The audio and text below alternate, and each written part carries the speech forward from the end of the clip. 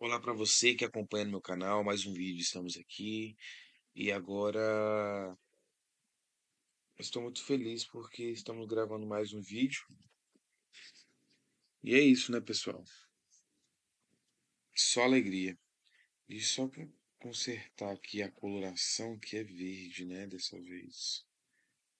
Que é tudo sistematizado, né? Que não tem brincadeira não. Se você está vendo pela primeira vez, conheça o meu canal, né? Que é o nosso canal, que é o seu canal também.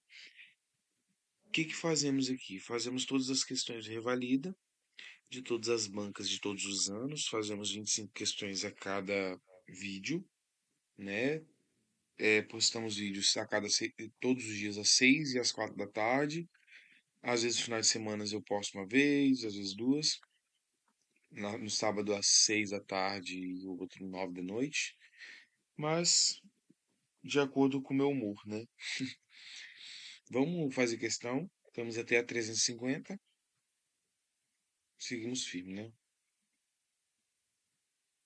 Entendeu, né?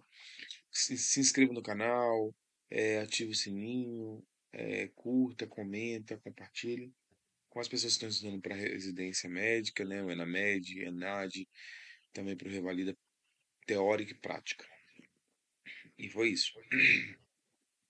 Vamos, Revalida INEP 2017. Um homem com 18 anos de idade procura UBS com queixa de indisposição poliúria e polipsia. Perda ponderal de 5 quilos nos últimos 4 meses. Realizou teste de glicemia em jejum no dia anterior de 382. O paciente relata que não há história de diabetes na família.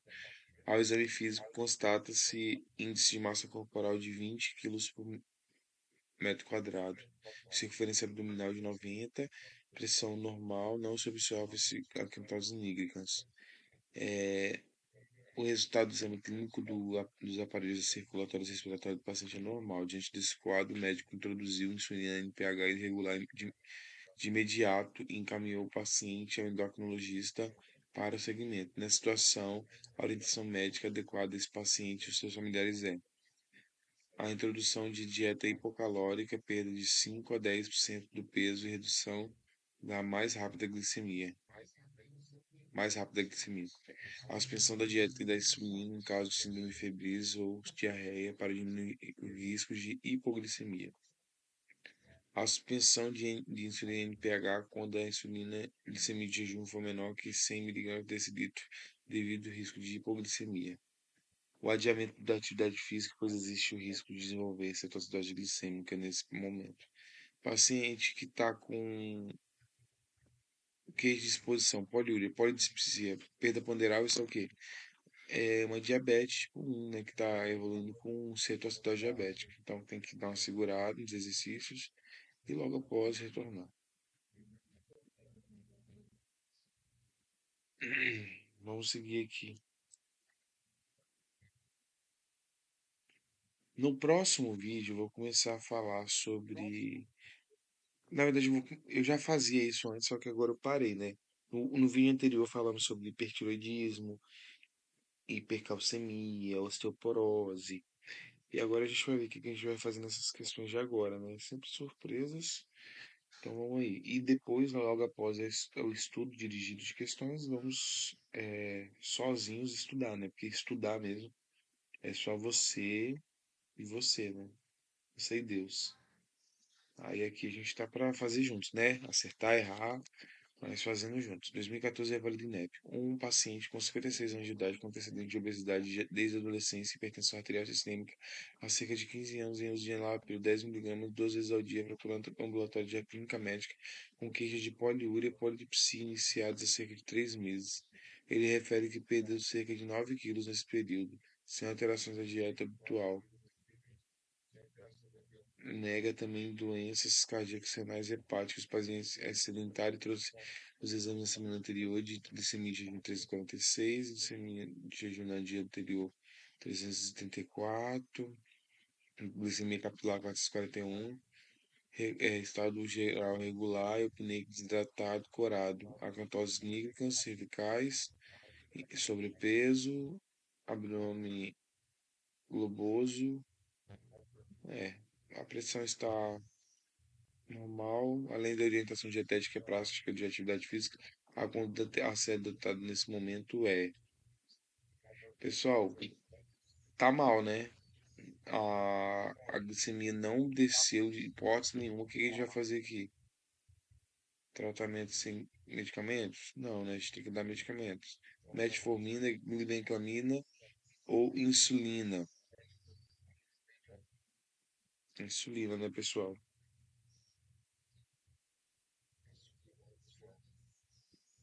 Vamos continuar aqui mais uma questão. 328, 2012, revalida do INEP. Uma mulher de 64 anos de idade, obesa, diabética de tipo 2, há 10 anos faz uso de metformina em dose alta, 2 gramas ao dia, sem obter controle glicêmico adequado. Em consulta ambulatorial de controle realizada há 10 dias, apresentava peso de 70 quilos, glicemia de jejum 197, valor de referência 99, hemoglobina glicada 7,9, microalbuminúria. Naquela ocasião, foi negociada com o paciente suspensão de metformina e uso de insulina em pH 14 unidades antes do café da manhã e 7 antes do jantar.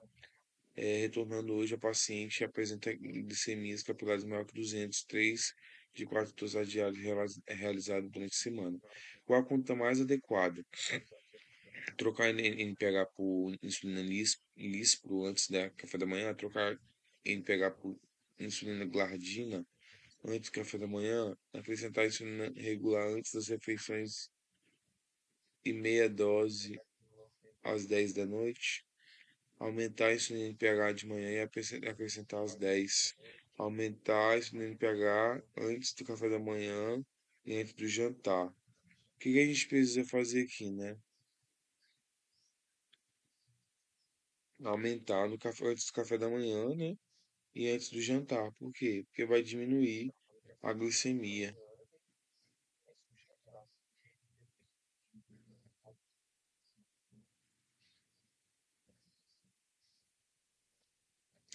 É isso aí mesmo. Tem que dar de noite e antes do café da manhã. A NPH, né? Regular, ela é uma insulina rápida, né? Então, se fazer uma meia dose 10 horas, tipo assim, antes das refeições. Eu não sou muito bom disso, gente. Tanto que 2024.1 teve a prova de insulina, né? Como aplicar. 2014, um homem com 34 anos de idade, sem antecedentes patológicos prévios, procurou ontem a unidade básica de saúde porque vem evoluindo nos últimos 4 meses com queixa de poliúria, polidipsia, perda ponderal de 7 quilos nesse período. Há 2 meses realizou exames complementares de glicemia de 348, nega história de diabetes na família. Desde então fez uso de crescente de metformina e glibenclamida, atualmente de 1.710 miligramas ao dia, respectivamente. As escutas cardíacas pulmonar normais. Refere persistência dos sintomas e dos exames complementares escolhidos hoje revelaram glicemia de jejum 296 miligramas por decilitro, glicemia 2 horas após o café da manhã 412 miligramas por decilitro, hemoglobina glicada 10 por 1% valor de referência, pressão normal, frequência de referência normal, IMC normal. Então, o que está tendo aqui, né? Precisamos dar insulina para esse paciente. Tá acima de 10. Então, o que a gente vai fazer aqui? Aumentar as doses? Não, né? Nenhuma das duas. Suspender glibenclamida e metformina? Isso. Adicionar insulina no pH antes do café da manhã antes de dormir? Sim. E regular antes das refeições. Isso aí. Vai. Revalida INEP 2013, homem com 18 anos de idade, apresenta diagnóstico de diabetes mellitus tipo 1 e encontra-se em acompanhamento na unidade básica de saúde que foram precisas insulina em pH de 16 unidades, mais insulina regular 6 unidades antes do café da manhã e 8 irregular, mais 8 irregular, 4 unidades antes do jantar. Então, NPH 16, irregular 6 antes do café e 8 unidades mais regular 4 unidades antes do jantar. O que a gente vai fazer? O paciente verifica a glicemia capilar antes das refeições ao deitar, fazendo a aplicação de insulina regular adicional conforme a glicemia, devendo preencher o registro com o resultado da glicemia e dose inicial de insulina regular utilizada. O paciente retorna ao BS depois de 30 dias e pós os registros da glicemia, a melhor recomendação em relação ao ajuste da dose de NPH irregular. É preciso aumentar 2 unidades de NPH de café da manhã, caso a glicemia antes do jantar tenha sido maior ou superior que. Então, não tem muito a ver, não. Do café da manhã lá no jantar, 4 unidades irregulares do jantar, caso a medida aumentar antes do almoço tenha sido superior a 100 miligramas nos últimos, na maioria dos dias. Aumentar 8 unidades em pH antes do almoço, caso a medida antes do almoço tenha sido superior a 120. Aumentar 2 unidades de insulina em pH noturno, a medida da glicemia matinal em jejum tenha sido superior a 120. Associar a insulina irregular do almoço e ao deitar, caso a glicemia matinal em jejum tenha sido superior a 120 miligramas decilitro da maioria dos dias. Então é isso aqui, né? Vamos ver. Aumentar, né? A noturna, 2 unidades em pH, vai ficar 10. E é isso.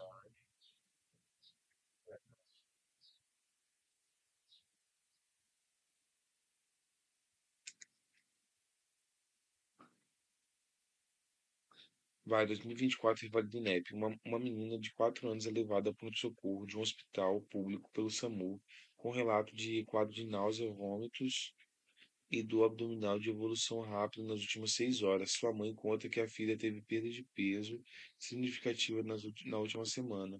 Ao exame físico, a paciente apresenta sonolenta, desidratada com hábito cetônico, taquicardia, taquipneica, glicemia 300, 300 miligramas por decilitro. Gasometria, acidose metabólica, né? Que é correto afirmar que possui níveis reduzidos de insulina e potássio, né? Sem brincadeira aqui, hein? 2016, Rivalinep. Um homem de 25 anos de idade é trazido ao pronto-socorro com rebaixamento de nível de consciência em 5 minutos. Um familiar relata que o paciente perdeu a cerca de 10 quilos no último mês, aumento do apetite e aumento da ingesta de líquidos. Ao exame, o paciente apresenta sonolência desidratado, nictérica febril, pressão normal, frequência cardíaca taquicárdico, taquipneico, ausculta, pulmonar e cardíaca dentro de normalidade, refere leve dor abdominal, superficial, sente compressão brusca, gasometria acidose metabólica, né, glicemia aumentada, potássio diminuído e sódio diminuído. Então, qual é o tratamento imediato indicado? Tratação e reposição de potássio e administração simultaneamente? Não, tem que esperar repor potássio. Hidratação e reposição de potássio e administração imediata de insulina? Não. Hidratação e reposição de potássio por via endovenoso e administração de insulina irregular após a normalização? É isso aí, né? Poucas ideias. Bora.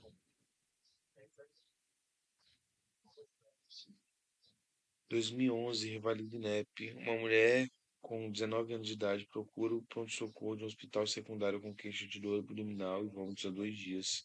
Há cerca de 15 dias apresenta tosse, coriza amarelada, 10 dias poliúria e polidipsia. Comenta ter emagrecido 12 quilos, 18% de peso nas últimas 2 semanas. Informa não ter tido febre, não relata antecedentes mórbidos pessoais ou familiares relevantes. O exame clínico aparente parece vigil, consciente orientada. Escala de Glasgow 15, corada desidratada 2 cruzes e 4, taquipneica, pressão normal, pulso um pouco levemente taquicárdica, levemente taquipneica, abdômen doloroso, a palpação profunda sem dor, descompressão brusca, né? Saturando bem, glicemia aumentada, foram solicitadas dosagem de eletrólitos, transfumagens de urina e gasometria venosa. Você que está estudando, além de se considerar o antibiótico, qual o quadro respiratório alto a conduta imediata adequada é? Você está estudando para a prova prática do Revalida, prova prática de residência, você tem que entender que Qual o manejo com a cetoacidose diabética? Quais exames?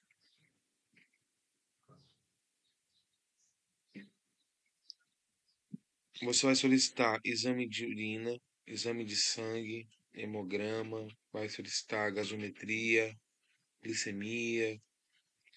Então, o que a gente vai aguardar os exames antes das outras etapas do tratamento? Insulinoterapia em bolos, insulina não. Aguardar a dosagem de eletrólitos, iniciar a expansão fisiológica, isso aí, preparar a expansão fisiológica e reposição de potássio. Já tem que iniciar com expansão de soro fisiológico, tá? Aqui, ó, introduzir expansão de soro fisiológico sim, reposição de potássio sim, insulina não. Então, esse aqui, né? Vamos. 2015, Rivalinep, uma paciente de 11 anos de idade, dá entrada no PS, com história de dor abdominal e 8 episódios de vômitos nas últimas 4 horas. A mãe relata que a criança perdeu 4 quilos no último mês e que está urinando excessivamente. A menina passou por vários exames. Frequência cardíaca aumentada, frequência respiratória, mostrou sonolenta, olhos fundos, boca seca, enchimento capilar de 5 segundos, número vesicular bem distribuído, pulhas ritmas norfonéticas, abdômen flácido e indolor, sem visceromegalias. Não foram evidenciais sinais de irritação meningia. Os resultados dos exames laboratoriais estão apresentados a seguir, denotando-se por valor de referência. Hemogasometria arterial, né, está baixa, está com uma acidose metabólica. Essa aqui é uma acidose menor que 7,1. Essa cetoacidose diabética grave, de 1,19 a 7,19 a 7,3, se eu não me engano, a 7,2, se eu não me engano. Aí tem que lembrar. Desculpa, pessoal, mas deixa eu ver aqui, ó. Potássio está normal, né? Mas bora ver aqui. Qual a conduta imediata para o caso? Insulina subcutânea após controle da desidratação com exposição volumétrica de 0,45. Gente, é 0,9, tá? Já corto os dois. Iniciar a solução de manutenção com potássio após controle de desidratação com exposição volumétrica com soro fisiológico. Isso aí, né? Carbonato. Bicarbonato. Deixa eu ver o tamanho, quantidade de bicarbonato aqui. Hum, gente, eu não. Eu tenho que pesquisar isso aqui melhor, tá?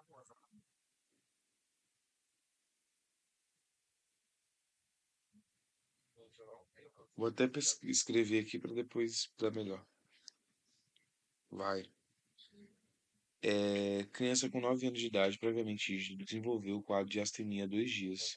Às 6 horas passou a apresentar alguns episódios de vômito abdominal, poliúria, polidipsia. Foi levada pela mãe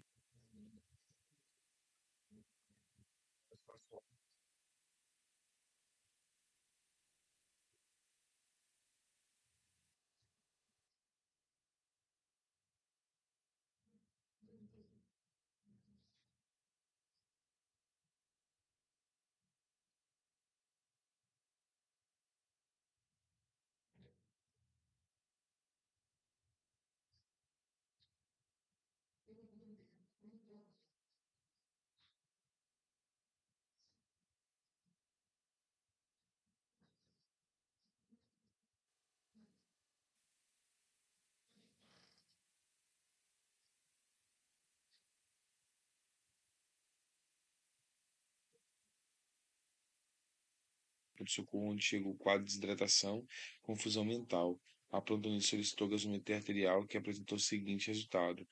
Está com acidose, né? Moderada.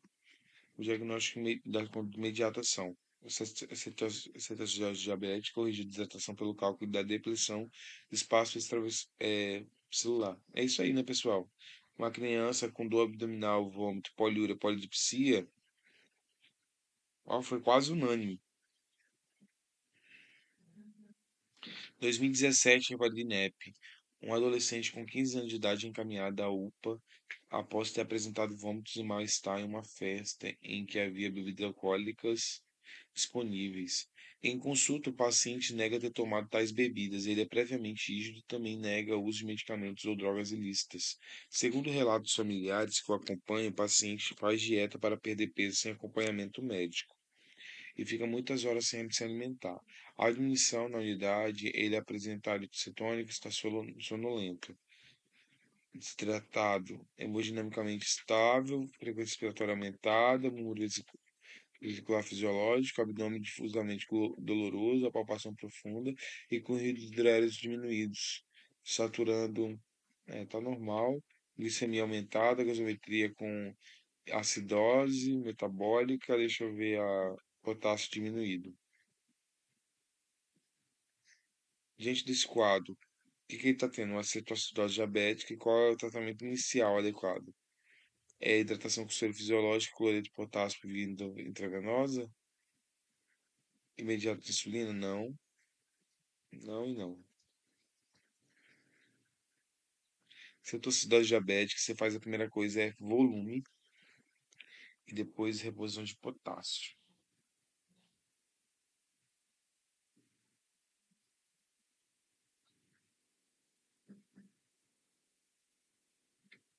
Vamos passar. 2012, revalida INEP. Uma criança de 9 anos de idade é levada ao serviço médico de urgência com quadro de confusão mental e de hidratação. Os pais relatam as perdas de 2 quilos nos últimos 15 dias, apesar de aumento de gestão alimentar e sede constante. Vocês estão vendo que cetose diabética é basicamente a mesma coisa? Paciente hidratado, 3 quilos e 4, hálito cetônico, glicemia aumentada. Ó, pH tá com acidose, né? Ó, potássio tá normal, tá até aumentado. Glicose, corpo cetônico. Então, o que que a gente vai fazer? Sistema de infusão contínua de insulina, hidratação parenteral com potássio bicarbonato. Insulina de ação prolongada, não, né? Tem que ser rápida. Insulina de ação rápida por via intravenosa e hidratação soro fisiológico sem bicarbonato. É isso aqui, né, pessoal? E tem que ser insulina de ação rápida, não é intermediária, não é prolongada, e hidratação soro fisiológico. E se eu não me engano, a reposição de potássio é menor que 8, tá? Uma criança, ó, 2011, Revalida INEP, uma criança do sexo feminino com 4 anos de idade é atendida no pronto atendimento com queixas de poliúria, polidipsia e emagrecimento nos últimos 2 meses. Apesar de ter havido um atendimento anterior por esta queixa, não houve uma definição diagnóstica. A mãe decidiu retornar ao serviço porque nos últimos 2 dias a criança começou a apresentar sonolência acompanhada de febre, dois picos, vômitos, fadiga, sinais de hidratação taquipneia. Imediatamente você decidiu encaminhar a paciente para o serviço de emergência devido ao pós-diagnóstico de cetoacidose diabética. Devido ao encaminhamento imediato, foi indeterminada pela preocupação da hipotensão achado bem comum nas crianças usuárias de cetoacidose diabética. Não é tão comum não a hipotensão, tá, gente? A reposição volêmica e controle da glicemia. A hipotensão cetoacidose diabética é raro e tardio. É isso mesmo. Posso ver? Posso confirmar? Para a alta mortalidade, característica da doença cuja principal a causa de morte está relacionada à hipotensão. Não, é hiperglicemia, né? Pela hipertermia da criança, requer imediata investigação diagnóstica. Já sabemos que é uma cetoacidose, né? Porque em crianças lactentes e pré-escolares, além de adolescentes graves, cetoacidose ocorre em níveis de glicemia sempre muito elevados. Não necessariamente, né, pessoal? Vamos passar. 2022, Revalida INEP, uma criança com 4 anos de idade do sexo masculino é atendida no serviço de emergência pública de sua cidade em decorrência de quadros de náuseas, vômitos e dor abdominal há cerca de 2 horas. A mãe refere que a criança vem perdendo peso há aproximadamente 2 meses, está aumentando o apetite e diurese nesse período. Então, é polifagia e poliúria. O desenvolvimento da criança é adequado para a idade, o exame físico, o paciente mostra acordado, colaborativo, hálito cetônico, hipocorado, desidratado, taquipneico, abdômen difusamente doloroso. mas sem sinais de dilatação peritoneal. A ausculta respiratória e cardíaca apresenta sem normalidade, laboratório glicemia aumentada, está com acidose, está com acidose metabólica e a urina revela cetonúria. Cerca de 4 horas após o início de tratamento de reposição hídrica e insulina 0,1 unidades por quilo hora, o paciente passa a apresentar redução do nível de consciência associada à bradicardia. Então, foi o excesso de, de reposição em insulina causou uma hipertensão intracraniana, né? Possivelmente. Então, como que a gente vai fazer para poder melhorar essa redução de nível de consciência e bradicardia? Bicarbonato, flush de glicose, manitol ou potássio? Manitol, né, pessoal? Vamos passar agora mais uma. 2024, Revalida INEP. O homem de 67 anos comparece à consulta de rotina diagnosticado com diabetes mellitus tipo 2 há cerca de 12 meses, em uso regular de metformina 500 mg 12 horas. Possui história prévia de infarto agudo do miocárdio há 5 anos. Comparece à consulta de acompanhamento com exames laboratoriais de controle recentes, que apresentam resultados semelhantes aos exames anteriores realizados há 3 e há 6 meses. Ureia, creatinina, taxa de filtração glomerular está um pouco diminuída, né? Glicemia um pouco aumentada, hemoglobina glicada um pouco aumentada e a albinúria e hormônio isolada está aumentada. Então, o que a gente vai fazer? Manter a medicação em uso, solicitar exame de dosagem de proteinúria nas últimas 24 horas? Não vai resolver muita coisa, né? Manter a medicação e uso agendar, consulta de retorno solicitando exames habituais. Precisamos fazer uma terapia dupla aqui, né, gente? O paciente não está muito bem. Trocar o tratamento base para a base de insulina? Ainda não, né? A gente precisa fazer algo que pode ajudar também o rim dele. Associar o medicamento do receptor do GLT2 com o transportador de sódio glicose 2 e manter um acompanhamento habitual.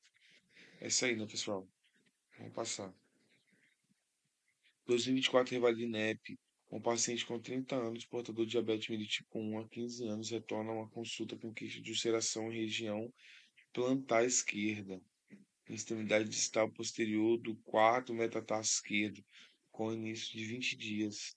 Exame físico verificam-se pulso de 80, pressão normal, temperatura normal, todos os pulsos presentes cheios e simétricos. Observa ainda a lesão ulcerada a 3 centímetros com discreta secreção serosa, sem hipertermia ou calor, com hiperqueratose local com tecido de granulação central em região plantar esquerda.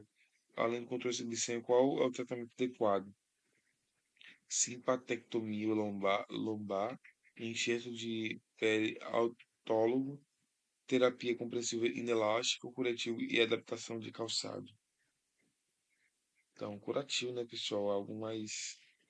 E a adaptação do calçado é o melhor para a pessoa que tá com pé. Pessoa que tá com pé diabético. Pessoal, vamos passar aqui. 2013, Revalida INEP. Mulher com 52 anos de idade, previamente rígida, 3 meses, queixa-se de astenia, sonolência e ganho de peso, constipação, além de artralgia e mialgia. Ao exame, nota-se pele seca, frequência de 62, além de não apresentar sinais de artrite e deformidades articulares. Os exames indicados e o principal diagnóstico a serem considerados respectivamente: CPK e aldolase, fibromialgia, TSH e T4 livre, hipotireoidismo primário, cálcio sérico, PTH e hiperparatiroidismo, TSH e T4 livre e hipotireoidismo secundário, cortisol, potasséricos, insuficiência adrenal. Ó, já mudou de um tema para outro, né? Isso aqui é o que, pessoal? Uma paciente que está com sonolência, ganho de peso, constipação, artralgia, mialgia, é um hipotireoidismo, né, pessoal? Primário. Vai, 2014, Revalida INEP. Uma paciente com 42 anos de idade com antecedente de 2 gestações prévias sem intercorrência em outra comorbidade. Comparece ao UBS com queixas de aumento do volume cervical anterior notado há aproximadamente 10 meses. Nega do local vermelhidão. Nega quadros semelhantes na família. Exame físico encontra Simão em estado geral, corado, sem linfonodomegalias cervicais. A tireoide é visível durante a deglutição e na palpação tem dimensões aumentadas em cerca de 2 vezes, com consistência mais fibrosa do que o normal. É móvel e indolor e sem nódulos palpáveis. Os fluxos cardíacos pulmonares são normais, a frequência cardíaca 72, pressão normal, não apresenta tremores de extremidade. Sonografia da tireoide revela uma glândula de textura heterogênea com parênquima moderadamente hipoecoico. Observam-se áreas de hiperecogenicidade e traves fibróticas. Volume total de 28, está aumentado, além de solicitado dosagem de TSH e T4 livre, a conduta adequada para esse paciente é o quê? Função aspirativa da tireoide, pesquisa de anticorpo antitireoperoxidase, dosagem de T3 livre, cintilografia tireoide, T3 livre e anticorpo de antirreceptor TSH. O que você acha? Eu acredito que é um anti-TPO, que é para conformação do, do hipotireoidismo, né?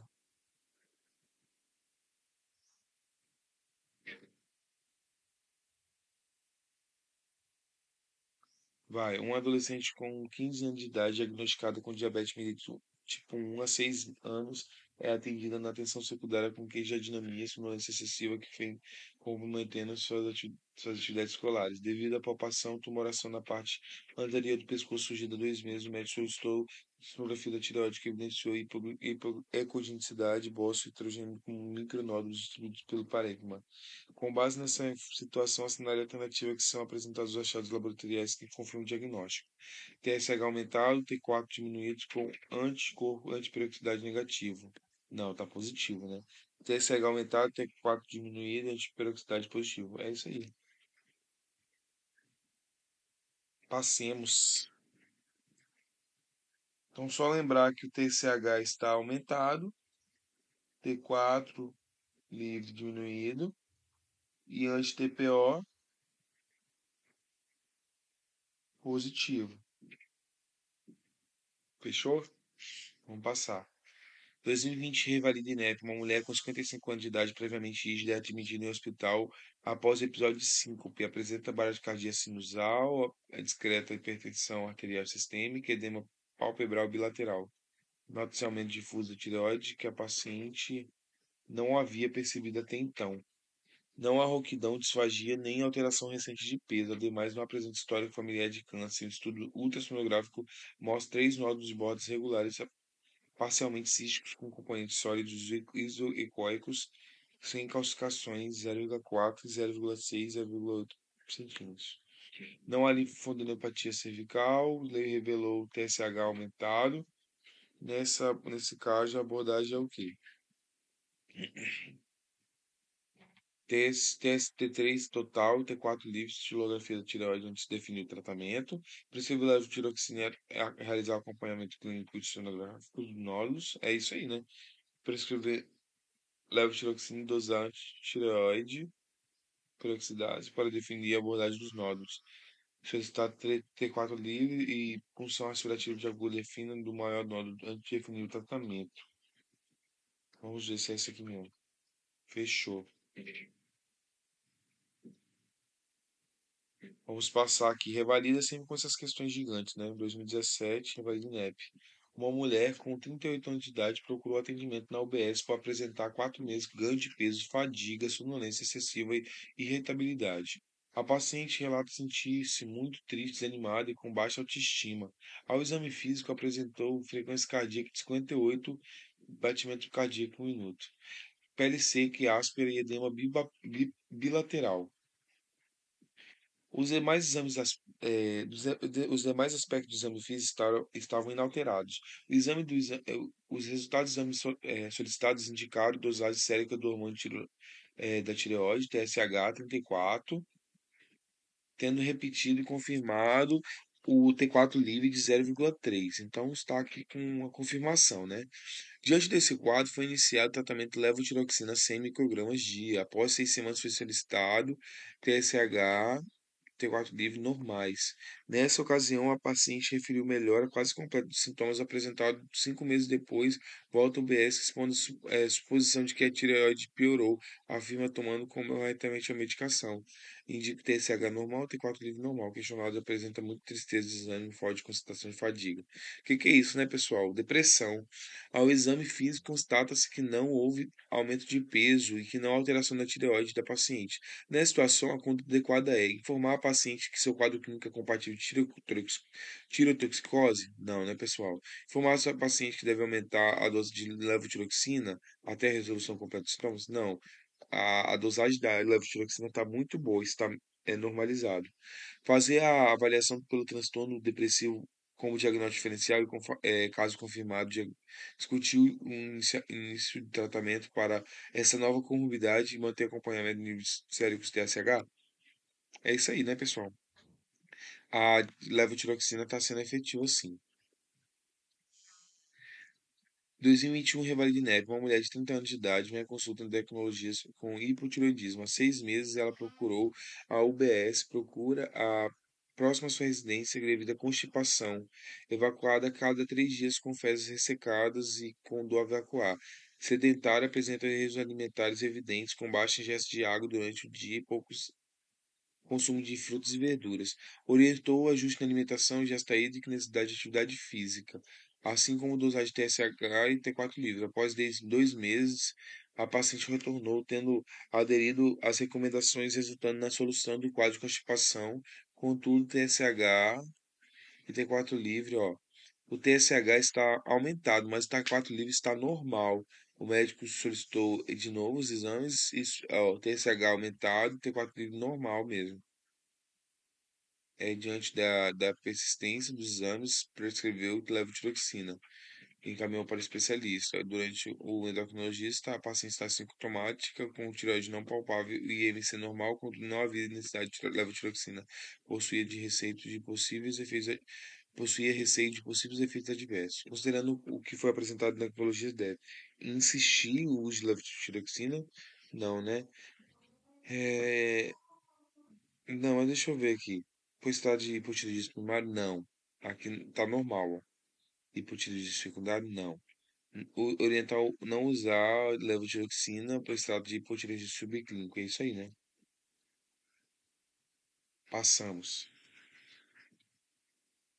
Revalida INEP 2017, uma mulher de 30 anos de idade primigesta com gestação paterna internada no hospital, apresenta pré-eclâmpsia com sinal de sofrimento fetal, tendo optado por interrupção da gestação.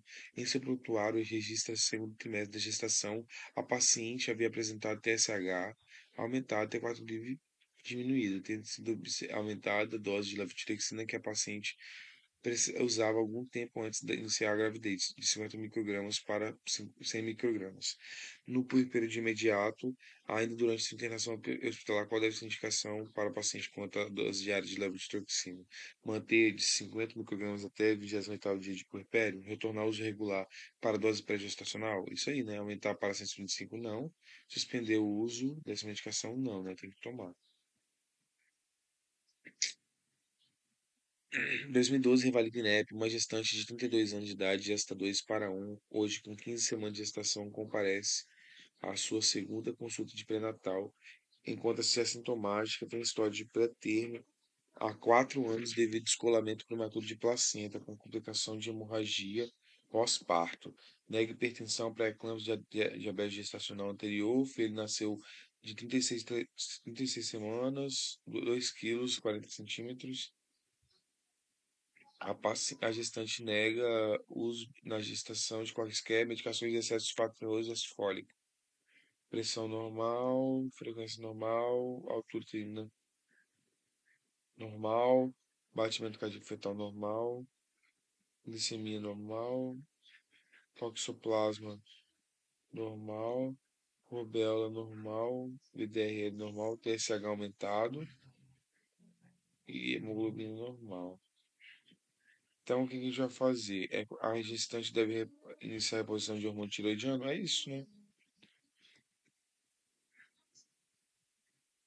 Pessoal, é poucas ideias aqui, tá? Se ela tá aumentada, tem que tomar remédio. Última questão do dia para te deixar feliz, para você ficar, passar o restante dos seus momentos aí, respirando, relaxando, tomando uma água, tomando, sei lá, comendo uma coisa que você gosta, indo treinar. Eu acho que eu vou treinar daqui a pouco. Eu já andei de bike hoje, tomei um sol, já respirei fundo, já tive meus momentos de meditação. É isso. Já vi o pôr do sol, tudo hoje. Vi basicamente quase só nascendo, que eu acordei cedo hoje.